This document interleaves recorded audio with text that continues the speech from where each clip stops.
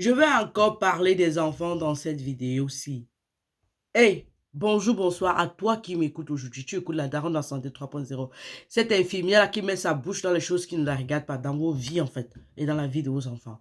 Je parle des enfants, mais en fait, je travaille sur les parents, si vous l'avez constaté. Bah, après, si vous ne l'avez pas constaté et que ça peut vous aider, c'est le plus important en tout cas. Dans cette vidéo, si j'ai envie de parler de quelque chose, ton enfant est égoïste ou égocentrique. Ça veut dire que tout c'est lui. Hein? Les autres là, ça ne le regarde pas. Dès qu'il a sa part, le monde peut s'écouler. Ce ne sont pas des choses qu'on laisse jusqu'à ce que l'enfant grandisse avec, parce que c'est ce qui se passe souvent hein, dans les relations, dans les mariages. Oh, ça collapse parce que l'autre est tellement concentré sur lui et c'est un problème de l'éducation de base. C'est-à-dire que ce sont des choses que les parents doivent identifier et travailler dessus. Je répète, la nounou ne peut pas faire ton travail comme toi.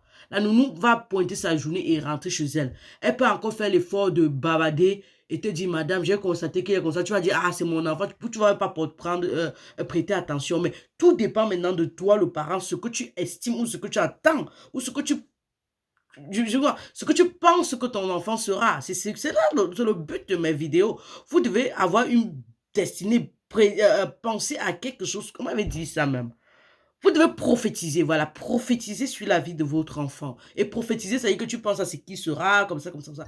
Et un enfant qui est généreux, qui partage, qui fait la charité, ne va être qu'un enfant heureux et béni. Parce que plus tu tends la main, plus tu en reçois. Mais attention, je fais une petite parenthèse. Avant qu'il ne tende la main, il faut qu'on apprenne aussi à l'enfant à pouvoir se mettre à l'aise lui-même. C'est vrai qu'il y a des personnes comme moi, comme ça, qui donnent jusqu'à elles n'en ont plus.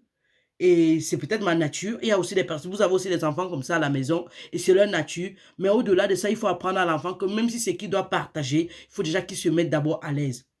Ceci dit, ça veut dire que je ne suis pas en train de te dire dans cette vidéo si que tu dois faire ton enfant devenir le genre de personne, l'esclave des gens, non. Il faut lui apprendre que quand on prend sa part et on partage aux autres. Ou alors, quand on est en train de partager aux autres, on garde sa quote-part pour soi-même. Comme on dit souvent, la bonne charité commence par soi-même. Mais toutefois, il faut se rappeler qu'il faut partager. Il faut commencer par partager les jouets. Quand tu as un jouet et que ton enfant, la voisine ou l'enfant de la soeur ou un enfant qui est venu à la maison n'en a pas, ils partagent, ils jouent ensemble. Pas que donne ton jouet à ton ami. Non, tu restes sans jouet. Non, tu joues avec ton ami. Vous jouez ensemble et vous pratiquez. Ça, c'est dans. De deux, on partage les repas. Quand tu donnes la nourriture, il faut qu'il partage. Si tu vois que ton enfant est trop égoïste, il faut le mettre la nourriture dans le même plat. Il mange dans le même plat. Il discute ça dans le même plat. Ça apprend à l'enfant à partager. Une autre chose, c'est permettre aux enfants de jouer entre eux, comme je dis toujours, afin qu'ils puissent partager des choses. L'autre enfant va lui dire, ah, tu es trop chiche. Tout ça, vous avez des choses comme ça. S'il vient, il te dit que telle personne dit que ce chichi dit que, ah bébé, pourquoi il a dit ça? Tu ne lui as pas donné ceci. Toi-même, tu vois qu'il fallait un peu donner, non? Il faut souvent un peu partager, tu vois. C'est toi qui travailles sur le côté égoïste et ou égocentrique de ton enfant. Tu ne laisses pas ton enfant grandir avec parce que, pardon, parce que non, l'enfant, demain, l'enfant va grandir, l'enfant encore petit, il ne comprend pas, il comprenne, laissez ça. Tout ce travail dès la naissance, je dis, dès que l'enfant fait le premier cri, c'est en ce moment-là qu'on commence à travailler sur sa personnalité, sur son caractère, sur ses habitudes de vie. Et ce sont les habitudes qui restent pour toujours. Il y a des habitudes que vous avez aujourd'hui, malgré que vous soyez marié, que vous ayez voyagé, que vous ayez fait du n'importe quoi, parce que ça vient de d'où vous avez grandi. Je sais pas, c'est de votre enfance. On n'oublie pas, c'est le subconscient, c'est dans le cerveau. Même quand on veut faire un truc comme ça, le cerveau te dit, même quand les filles veulent souvent se déshabiller comme ça, il y a souvent comme une petite voix qui dit, ah non, ma mère ou alors mon père, c'est pas comme ça qu'on m'a éduqué. Il y a quand même cette petite voix-là. Parfois, certaines ne prennent pas ce chemin seulement à cause de cette petite voix. Donc, il faut savoir que ce que vous cultivez à la maison, l'enfant grandit avec. Les enfants égoïstes, c'est pas bien. On en a tellement. Parfois, il est égoïste, il ressemble au père ou à la mère. Si toi-même, tu vois que c'est toi le parent, l'enfant te ressemble, tu commences à travailler dessus. Sur toi-même, tu peux travailler dessus et tu travailles sur l'enfant. Tu dis à l'enfant que non, on partage. Comme on dit souvent ici à la maison, sharing is caring. Ça veut dire quoi en français? Partager, c'est se soucier. Je ne sais pas si on dit ça comme ça. Sharing is caring. On répète ça. Sharing is caring. Quand tu partages, ça veut dire que tu te soucies de quelqu'un. You care about someone. Tu te soucies, tu prends soin de la personne. Donc, ça doit être un mobile dans ta maison. Sharing is caring. Sharing is caring. Il faut partager, il faut partager. On partage un peu, on mange, on fait un peu comme ça, comme ça, les jouets, tout ce qui lui appartient. Quand j'écoute une petite fille, par exemple, de 4 ans me dit, je dis, est-ce que tu peux me donner ton jouet? Non, ça m'appartient, je ne dois pas te donner, non. Tu peux me donner au moins pour 2 minutes, après je te remets. C'est ça qu'on appelle le sens du partage. Pas que tu donnes et tu restes sans. Non, c'est ça que tu dois apprendre à l'enfant. Et excuse-moi, tu ne dois pas seulement aller dans les activités comme je dis, tu dois lui en parler. Tu sais, écoute, il faut que tu apprennes à partager, bébé.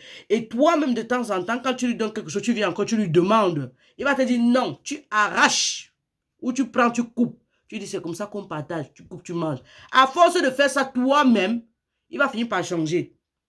Tu peux lui donner quelque chose et tu lui dis, ah, il faut, écoute, prends un peu, tu donnes à ton frère ou prends un peu, tu donnes à ta soeur. Il va te dire, il a déjà sa part. Non, tu dis, j'ai dit que tu prends, j'ai demandé de prendre et lui donner, non.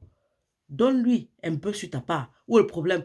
C'est que tu es en train de tester l'enfant. Tu testes l'enfant jusqu'à un niveau où il est exaspéré. Ça veut dire que tu testes sa patience. Tu vas voir, il va dire, il n'y a pas de problème, qu'il fasse.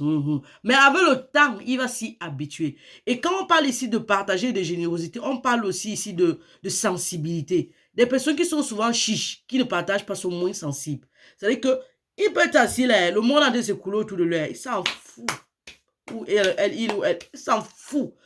Alors que son frère doit être dans ses pensées. C'est-à-dire que s'il veut tomber, si son frère veut tomber, qu'il soit là pour l'arrêter, pour dire, oh non, bébé est tombé. Ou alors si son frère s'est fait mal, il doit se soucier. Oh, mon frère s'est fait mal. Mais il y a des enfants ici, son frère peut se blesser, le sang coule un peu, comment il est là comme ça. Il fait comme si tu te dis que yeah, c'est l'enfant que j'ai accouché. Ça doit te faire mal, toi, la mère ou le père. Il ne faut, et que ce soit son frère ou pas, que ce soit l'enfant du voisin ou pas, ça doit te faire mal. Si tu vois une personne se fait mal ou toi-même, tu te fais mal et l'enfant n'exprime pas sa compassion ou son empathie, tu dois t'inquiéter. Hey, tu dois tellement t'inquiéter jusqu'à trembler.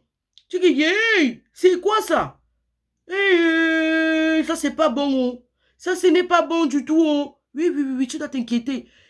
Ce sont les petits tests que vous faites comme ça. À la maison, tu peux me faire semblant de tomber un peu pour voir la réaction de l'enfant. Tu fais jusqu'à tu cries, tu pleures. Tu vois sa réaction. S'il ne réagit pas, après tu dis que je suis tombé, tu ne m'as pas géré, donc tu ne m'aimes pas. Les trucs comme ça, pour toucher, pour voir ce qu'il pense, tu vois. De la même façon, ça doit être avec les amis qui sont à l'extérieur, que ce soit avec les membres de la famille, mais que ce soit un truc qu'ils puissent partager, ou ils puissent expérimenter et pratiquer, même à ton insu. Donc, je sais pas si j'ai tout dit, j'ai énoncé ce que j'avais dans la tête dans cette vidéo. Vous dites-moi en commentaire ce que vous en pensez. Si vous avez des idées par rapport à ça, partagez en commentaire. Mais apprenons aux enfants à partager. On veut une meilleure société. Et je répète encore, les enfants suivent votre exemple. Donc si vous-même, vous ne montrez, vous ne prêchez pas le bon exemple, les enfants ne le feront pas. Et vous allez en péril parce que demain ou après-demain, ils vont travailler, ils ne vont pas prendre soin de vous. Je vous dis la vérité. Il ne sait pas partager, c'est pas avec toi qui va donner. Il ne veut pas avec toi qui va donner. Demain, tu vas perdre les forces. Tu auras besoin qu'il te donne. Il m'a dit, mon argent. Attendez, je bois le shot. Oh. Oh. Tu vas dire que c'est mon argent que tu veux. Donc, il faut chercher à comprendre si ton enfant est sensible. Et tu ne peux faire ça que si tu es concentré. Si tu travailles tout le temps, tu laisses l'enfant avec la nounou ou à la crèche tout le temps, toute la journée. Tu ne sauras jamais. Et le samedi, maintenant, tu dis que tu faut que tu sortes, tu partes en boîte, tu partes à la réunion, tu pars au mariage, tu pars au deuil, tu voyages. À quel moment tu observes cela? Et ce sont des choses que, si tu n'arrives pas à observer à la maison, parce que tu dois normalement observer, il faut que tu demandes à l'école. Il faut faire une introspection à l'école. Comment est-ce qu'il se comporte à l'école? Est-ce qu'il partage? Est-ce qu'il est comme ça? Est-ce qu'il se soucie des autres? Est-ce qu'il y a des activités? Moi, à l'école, ma fille, il y a une activité. Il y a des activités qui font là-bas, qui me plaît. Les exercices à la maison. On appelle ça quoi? Le challenge Co-MO. Je ne sais pas si vous pouvez voir ça. Ça, c'est Co-MO. Il y a même ça sur l'Internet. Donc, on les apprend jusqu'à... On fait vous dessiner l'expression de votre visage, des trucs. C'est tellement pertinent. Tu sais, ou quand tu es en train de faire les devoirs avec l'enfant, tu peux observer l'enfant.